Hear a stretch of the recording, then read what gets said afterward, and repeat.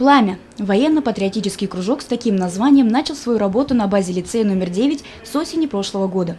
Среди основных его задач – патриотическое воспитание школьников, подготовка ребят к службе в вооруженных силах, пропаганда здорового образа жизни. Такое начинание в учебном заведении – дело рук преподавателя ОБЖ Ильгама Кончурина, который является еще и председателем местного отделения юного армейца. Для справки, это всероссийское военное патриотическое общественное движение, созданное 29 октября 2015 года. Главная цель – вызвать интерес у подрастающего поколения к географии, истории России и ее народов, героев, выдающихся ученых и полководцев. Как показала практика последних месяцев, такое направление вызвало у ребят неподдельный интерес, и сегодня кружок «Пламя» с большим энтузиазмом посещают школьники разных возрастов.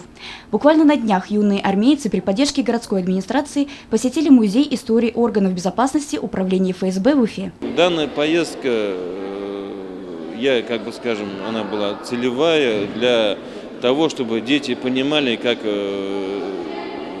историю знали. В данный момент, мы посетили музей ФСБ, в дальнейшем планируем посетить и другие знатные места, музеи,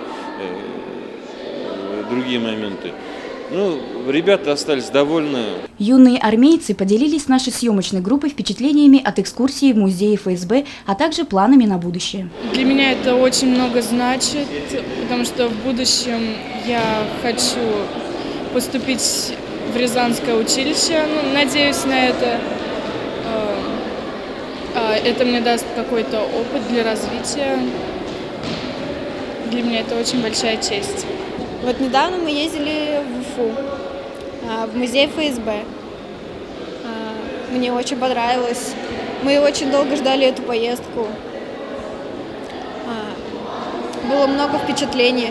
Мы увидели много оружия и как проходила жизнь в Великой Отечественной войне.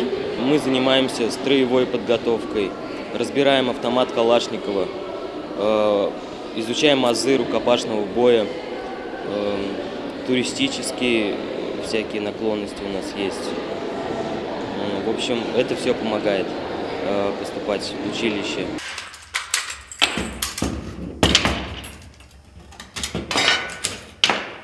Обычно многие школьницы занимаются в таких кружках, как танцы, декоративно-прикладное искусство. А вот ученицы 9-го лицея в большинстве своем занимаются в военно-патриотическом кружке «Пламя» и обучаются мастерству сборки и разборки автомата Калашникова. У представителей военно-патриотического кружка «Пламя» далеко идущие планы. Например, ребята хотят расширить сферу деятельности и организовывать встречи с ветеранами Великой Отечественной войны, локальных войн, их детьми и вдовами, нести вахту памяти, развивать волонтерское направление. В их коллективе за небольшой срок сложились теплые и дружеские отношения. В свои ряды они всегда готовы принять новых юных патриотов. Евдокия Титаренко, Алик Кадыров, Любовь Карпова, телекомпания СТВ.